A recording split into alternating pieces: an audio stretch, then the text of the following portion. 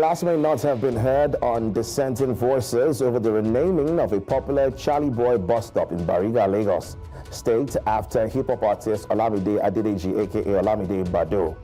The immediate past Bariga Council chairman announced the renaming of the bus stop, stating that the move was part of efforts to honor individuals who have brought pride to Bariga and contributed to Nigeria's global image through their craft and contributions.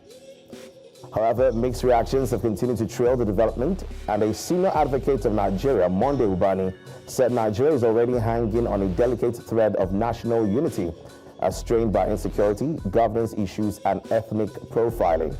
He warned against rewriting the cultural history of Lagos in a way that marginalizes certain ethnic groups, particularly the Igbo community.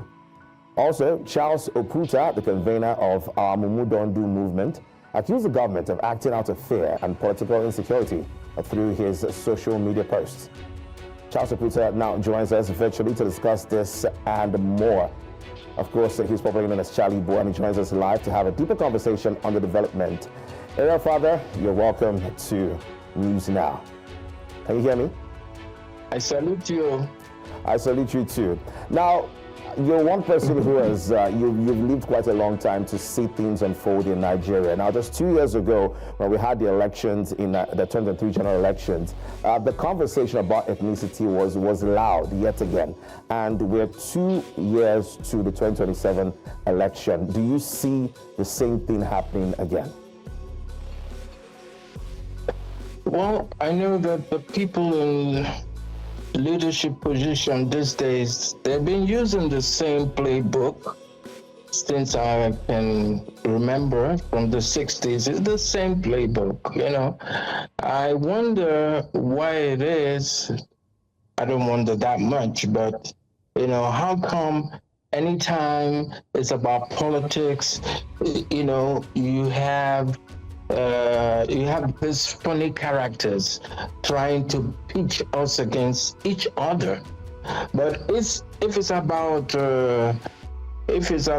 their building their empires, yeah.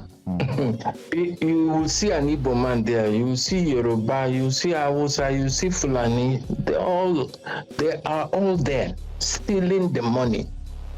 So why is it that it's just during politics and when we're about to, you know, vote for another funny character, that all of this comes up? I think people should start to question the fact that my bus stop was renamed. It's really neither here or there. Whatever we can do to help Nigeria and Nigerians, this is what it's all about. I just believe that was a little bit silly, a little bit petty, because if it's about talking about what one has done for that community, I mean, go and verify. You can't touch my records. We're gonna talk about the renaming of the bus stop, but I want to hear from you as regards, you know, things affecting the Nigerian political landscape right now. Now, you're the convener, you're the brain behind the Mumu Dondu. Do you think, ever since you started, you know, talking or calling out the government, do you think anything has changed, or do you think there has been any form of effective movement or positive change?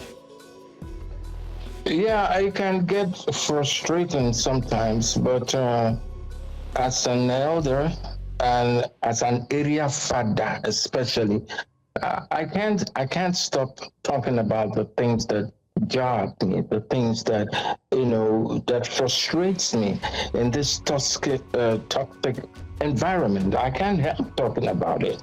You know, I don't think much has changed. And that is because of our nonchalant attitude. When I did talk, say, our mumu, na follow come, you know, it be like saying, I know they understand, you know, because Oyibo people will always tell you, he that is down needs fear no fall. If you talk, you go still die. You no talk, you go die. So why not talk and die? All right, so now there's a coalition now. I mean, talking about ways to change things. Moves have been made in the political space. There's a coalition now. The ADC is brewing something. What's your take on that concept? As a father, I'm just sitting and watching for now.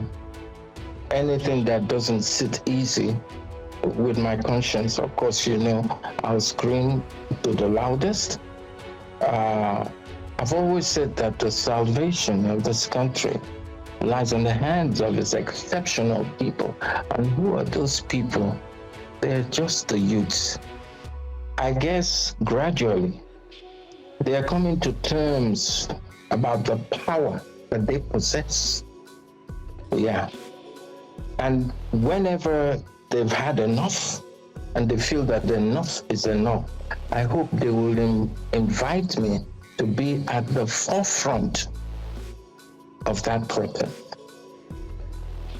So all I can say, let's wait and see. But if they're starting now to do all this urugege worker, then of course you can start to have an idea, what 2027 will be like. And sometimes I keep wondering, I don't want to sound a bit depressed, but I keep wondering, would all of this show face, would there be any positive, any light at the end of the tunnel in my lifetime? But I know that what is happening now is unsustainable. And let me also tell you that globally, leadership has fallen to an all-time low. Check out what is happening in America. They have Donald Trump. And there is something so wrong with that, because you start to wonder, now why people, they go give them the information how they can MAGA themselves in America, or what is happening. Because yes, we have no saints any longer, but a Donald Trump for America, for the world, then where do you think our leaders are getting all these oppressive vehicles from? All right, it's a shame. Let's get your honest reaction now. How do you feel when you heard that Charly Boy bus stop had been renamed after Olamide? Was it a shock to you? Were you disappointed, or did you feel something deeper? How can I be disappointed? I can't be disappointed in any crap this government is pulling out and all the people that are in it. This is a gang of I don't know what. And there's a whole lot of BS. So it's a long time coming. I'm not surprised, but I didn't feel either way. Hey, you have Charly Boy bus stop, you don't have Charly Boy bus stop. Are they giving me money? Am I collecting money from it? Apart from the fact that I lived there and I was useful to that community. It's all about legacy. So it's in the hearts of people. It's not something that is written on the wall. Yeah, that's what I believe. Now, some say this is just a harmless name change to celebrate a local icon, but you've called it a political move rooted in fear and insecurity. What exactly did you mean by that statement? Exactly the way I put it. I say, how come it's during politics that, there's always divide and rule, there's always bigotry, there's always tribalism and nepotism. Why? Of course, it's from their old playbook. That's what they do. And that's what happens when you have scavengers and people with no pedigree who are running the affairs of this country, when the very worst of us are leading the very best of us, is something that is abnormal with all of that, don't you think? Now, do you think this renaming is part of a larger pattern, one where cultural contributions from certain ethnic groups are being sidelined or erased in places like Lagos? Yeah, there's been the fear of Igbos. I don't know why. Yet they seem to be one of the tribes in the forefront of trying to give Nigeria one. Yes. So I don't know where all that hating and beefing is coming from, but I keep saying, why do I still see Fulani man, Hausa man, Yoruba person, Igbo person? They are all in that place stealing the money. It has nothing to do about tribe. When it comes to the collective stealing of our national money, they're there. So there's something wrong, and we all can decode what exactly it is. Now, this is what they do. So, yeah. I mean, when leadership has been taken over by vagabonds and riffraffs, what do you expect? Now, Mr. Puta, you've lived long enough in Lagos. You've seen things happen in the past. You've seen things happen even recently. Do you agree with that concept? Lagos is a no man's land. Yes, because this was our first capital, so it had people from different ethnic groups who made Lagos really bubble.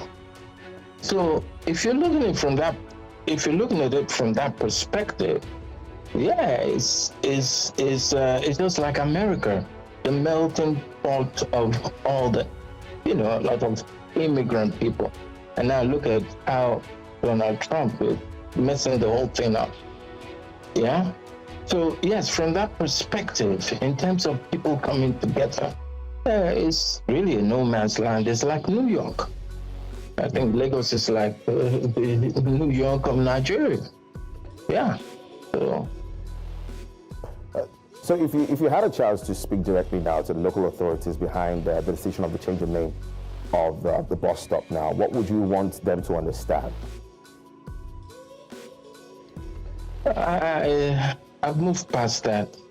I'm not interested. They change the name, they don't change the name. Please, how do we get out of this suffering? How do we get out of this depression?